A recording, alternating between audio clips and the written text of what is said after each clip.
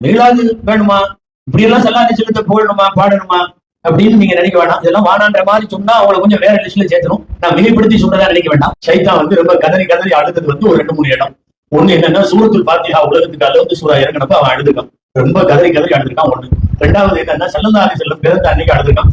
ஏன்னா இனிமேல் இவர் மூலியமா பாவம் எல்லாம் கண்ட்ரோல் ஆயிருவேன், நிறைய பேர் நம்ம சொல்றபடி கேட்க மாட்டானே அப்படிங்கிறதுனால அழுதுருக்கலாம், ரொம்ப அழுதுருக்கான். மூணாவது ஸல்லல்லாஹு அலைஹி வஸல்லம் சொன்னது இதெல்லாம் தஃசீர்கள்ல வருது. அவன் ரொம்ப கதறி அழுகிறது ஒவ்வொரு வருஷமும் அரஃபா மைதானத்துல ஹஜ்ஜில ஹாஜிகள் கையேந்தி துவா கேட்கும் போது அத்தனை பாவத்தையும் அல்லாஹ் மன்னிக்கிறதுனால அந்த டைம்ல அவன் தலையில மண்ணவாரி போட்டுட்டு அழுதுகிட்டே ஓடுவான் இருக்குது. இப்ப ரசூலுல்லாஹ் பிறந்த அன்னைக்கு அழுகிறதுங்கிறது சைத்தானிகளுடைய வேலைன்னு தெரியுது இல்லையா? இந்த மீலாதெல்லாம் வேணுமா, ஏன் இப்படி எல்லாம் செய்யறீங்கன்னு கேட்டா நம்ம வேற லிஸ்ட்ல சேர்க்கணும். அந்த அழுதாறுல பெரியவர் வேற என்ன செய்ய? எங்களுக்கு பிடித்த ஒருவரை, எங்களுடைய வாழ்வோடு ரத்தத்தோடு கடந்த ஒருவரை நாம போடாம வேற யாரும் போடுறது